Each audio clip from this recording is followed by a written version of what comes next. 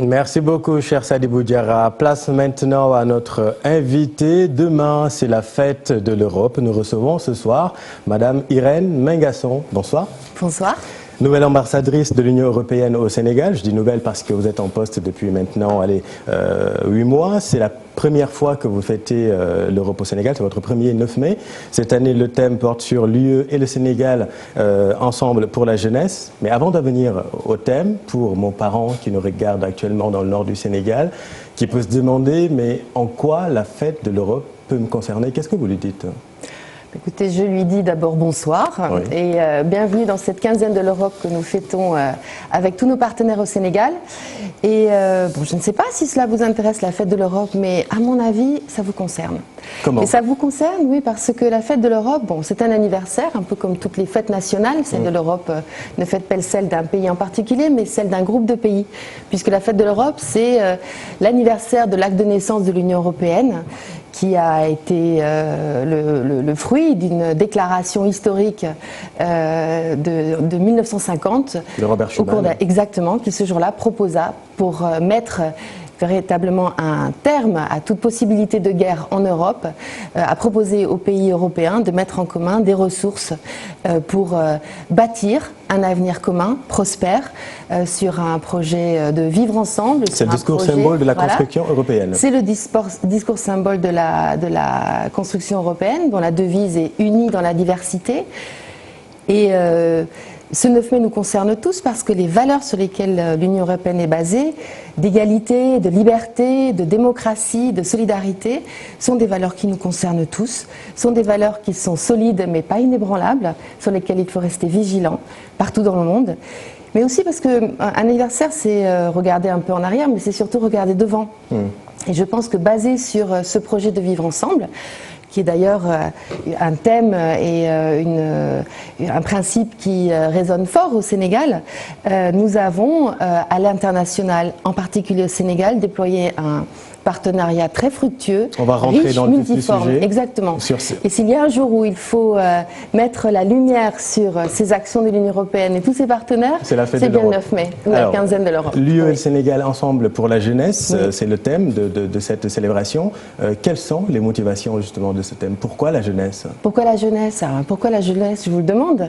Évidemment la jeunesse. Parce que si nous faisons un partenariat fructueux, si nous travaillons dans des domaines économiques, sociaux, politiques, commerciaux, si nous sommes le premier partenaire de développement, nous, l'Union européenne et tous les États membres, bien sûr, au Sénégal et dans d'autres pays en Afrique, c'est parce que nous essayons tous collectivement de créer davantage d'opportunités, davantage d'espoir pour la jeunesse en Afrique et la jeunesse au Sénégal. Et c'est de l'espoir pour la jeunesse africaine, mais c'est de l'espoir aussi pour la jeunesse européenne, parce que nos continents sont liés, nos destins sont liés. Et je crois que tout ce que nous faisons aujourd'hui, et ça mérite d'être célébré ensemble, prépare l'avenir et tout ce que nos générations futures auront à se dire. Le développement du Sénégal et du continent passe peut-être par l'emploi des jeunes. 1 million d'emplois d'ici 2024, c'est l'ambition du gouvernement sénégalais.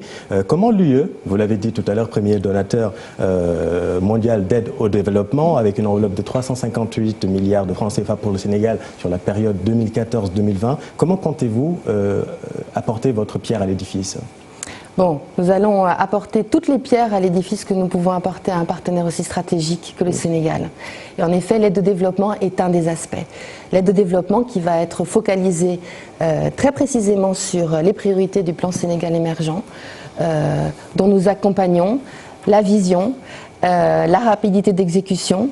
Nous soutenons très fort les réformes qui seront mises en œuvre, qui ont été annoncées et qui sont attendues. La rapidité d'exécution, vous vous calez au fast track, c'est un peu le bon à la mode. Je me cale absolument sur le fast track, parce que ce sont des réformes qui sont nécessaires rapidement. Tous les partenaires avec lesquels nous travaillons le disent. C'est votre sentiment, on est lent au Sénégal? Non, ce n'est pas du tout mon sentiment. Je crois qu'au contraire, au Sénégal, vous êtes rapide. Il y a un dynamisme et une énergie qui sont perceptibles partout. Mais il est vrai que les réformes, c'est partout le cas. Il est bon de les annoncer, il est bon de les prévoir, gouverner c'est prévoir, mais il faut les mettre en œuvre avec en tête les moyens qui seront nécessaires pour cette mise en œuvre effective. Et l'Union européenne est avec le Sénégal, en particulier sur tout ce qui concerne le développement économique inclusif. Nous sommes tout à fait d'accord, si on peut se permettre, avec cet objectif qu'il faut créer des emplois à tous ces jeunes qui arrivent chaque année sur le marché du travail au Sénégal. Et pour cela, en particulier, il faut aider le développement du secteur privé, aider les investisseurs à s'installer et à rester au Sénégal et créer toutes ces nouvelles opportunités. Alors, 1 million d'ici 2024. Dans son premier mandat, le chef de l'État avait promis 500 000 emplois. Il en a créé 491 000. On y est presque. Maintenant, développer l'emploi au Sénégal par la formation professionnelle, à l'appui à l'entrepreneuriat, auto-emploi et le soutien aux TPE-PME pour créer des débouchés pour la jeunesse. Une jeunesse qui rêve paradoxalement encore d'Europe. Comment l'Union européenne joue sa partition pour freiner la migration irrégulière? Alors, rêve d'Europe, si c'est un rêve qui est porté par une ambition, eh bien c'est un rêve qui mérite d'être poursuivi. Je suis la première, si je peux me référer à mon parcours personnel, à comprendre que l'on puisse avoir envie de se déployer personnellement, professionnellement, sur des horizons divers. Ce que nous devons traiter ensemble, et nous avons pris des engagements à cet égard, c'est freiner la continuation de la migration irrégulière. Freiner en particulier ceux qui en profitent, les trafiquants. Freiner ces tentatives, ces tentations de s'engager sur des trajectoires qui vont se briser dans l'océan parce qu'elles sont mal préparées, parce qu'elles ont très peu de chances d'aboutir. Pour cela, il faut, parce que c'est essentiel, ouvrir des portes, ici au Sénégal, ici en Afrique. L'Afrique, où tellement reste à construire, a besoin de ses talents, a besoin de sa jeunesse.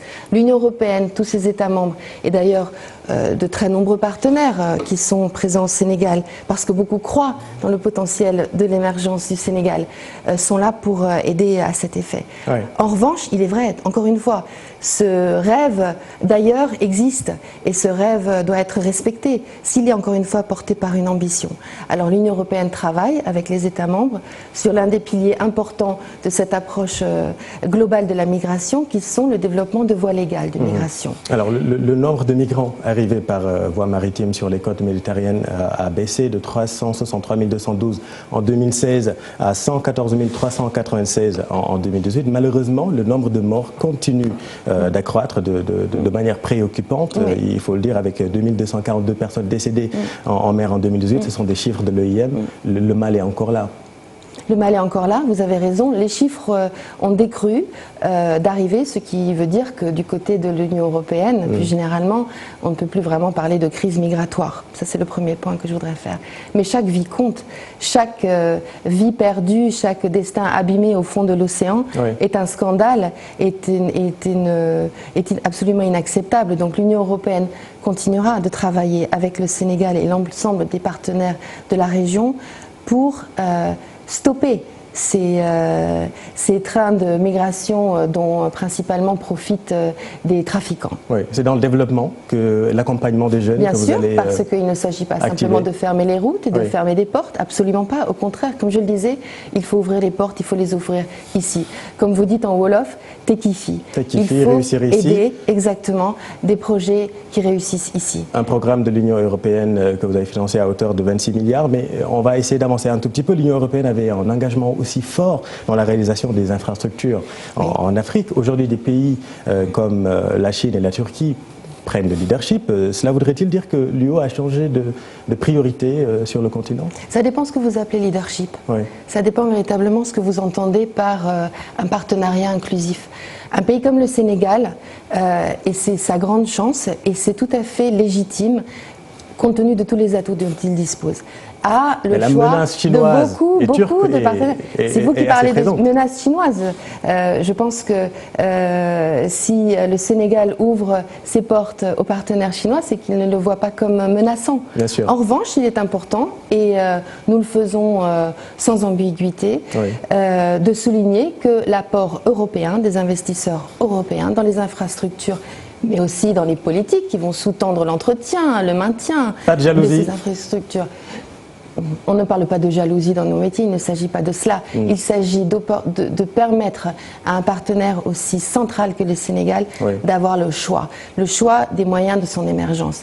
Et je pense que l'Union européenne, ses investisseurs, ont une valeur ajoutée certaine. Parce qu'encore une fois, les Européens, la France au premier chef, mais aussi les autres, et on voit que les ambitions, les intentions d'investir davantage au Sénégal se manifestent auprès de nombreux pays européens, sont déjà très importants. Je parle d'infrastructures. Je parle d'infrastructures parce que les plus grandes réalisations aujourd'hui sont chinoises et turques aujourd'hui. Les plus grandes ou les plus récentes, mais pas simplement. Elles ne les sont plus pas, récentes. Mais pas simplement. Vous voyez aussi l'Union européenne très investie sur la construction de routes, sur la construction d'infrastructures qui sont tout à fait critiques pour des secteurs très importants pour le Sénégal, pour son développement, pour sa mobilité certes, mais aussi pour son efficacité énergétique. Et ce que je voudrais ajouter encore une fois, c'est que oui, certainement, je le ferai très vite, c'est qu'un bon investissement, c'est bien sûr un investissement qui apporte une réalisation. Mais un bon investisseur, c'est aussi celui qui crée des emplois. Les investisseurs européens. C'est pas le cas des Chinois et des Turcs? À vous de le voir. Moi, je ne peux simplement donner un chiffre. C'est que les investisseurs européens représentés aussi ici au Sénégal représentent une part très importante, 80% et au-delà de l'investissement total apporté ici. Et que ce sont de bons investissements. Ils créent de l'emploi à 99% sénégalais. Ils créent de la recette fiscale. Ces investisseurs participent à la bonne gouvernance du pays. Ils jouent le jeu des règles de transparence que par ailleurs, d'ailleurs, l'Union européenne soutient haut et fort. Un climat d'investissement et d'affaires sain, transparent, efficace.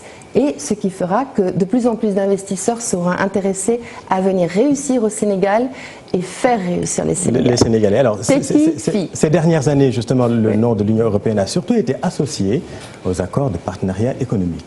Madame Irène Mangasson, on en parle un peu moins maintenant avec le Brexit qui se profile et qui a du mal quand même, il faut le dire. Est-ce à croire que les APE sont morts de leur bellement ou bien qu'est-ce qui va se passer avec les 27 après ? Les APE ne sont pas morts de leur belle mort et d'ailleurs nous comptons beaucoup sur le Sénégal qui est l'un des signataires de ces APE avec une vision régionale pour continuer à exercer son rôle de champion de cette intégration régionale parce que les APE ne concernent pas simplement la libération des échanges entre l'Afrique et l'Europe mais aussi une véritable vision régionale qui est tout à fait en phase avec la vision continentale de la zone de libre-échange africaine. APE très décrié ici au Sénégal, il faut le dire aussi. C'est vraiment un partenariat win-win.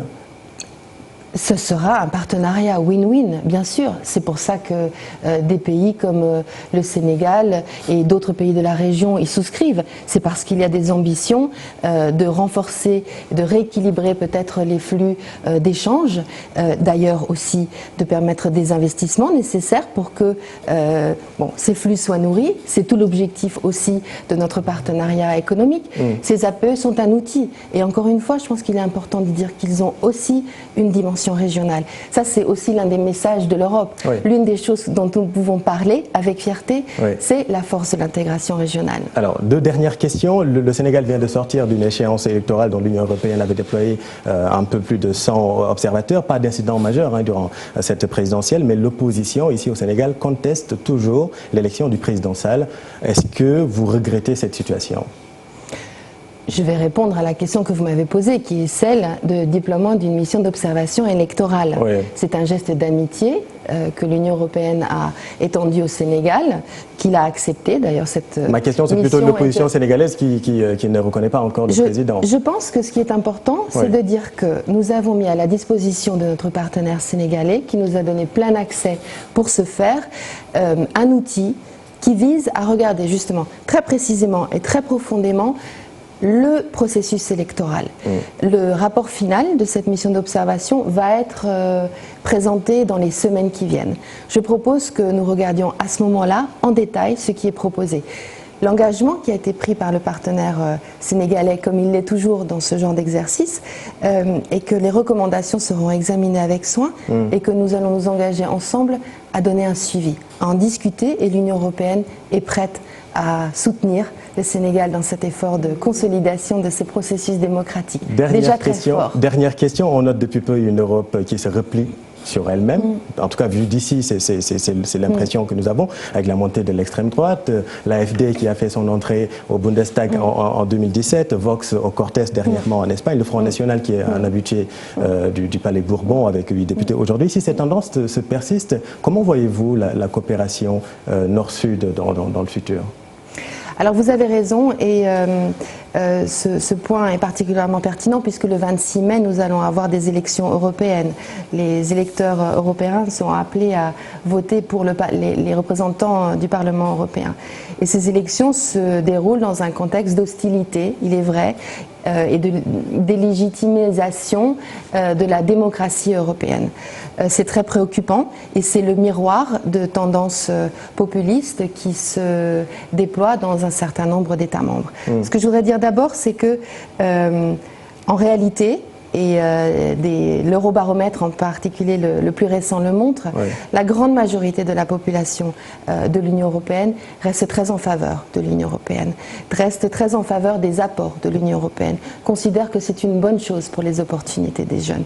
Donc, même si là, les sondages donnent au coude à coude le Rassemblement national de Marine Le Pen et nous parlons en marche, nous parlons en France, là de processus électoraux, mais je voulais mettre cela en relation avec le soutien de l'Union européenne dans la grande majorité du public européen. Bon, il n'en demeure pas moins qu'il faut regarder ces élections avec attention, qu'elles sont le reflet de ce qui se passe dans les pays et que la montée du populisme est certainement un défi.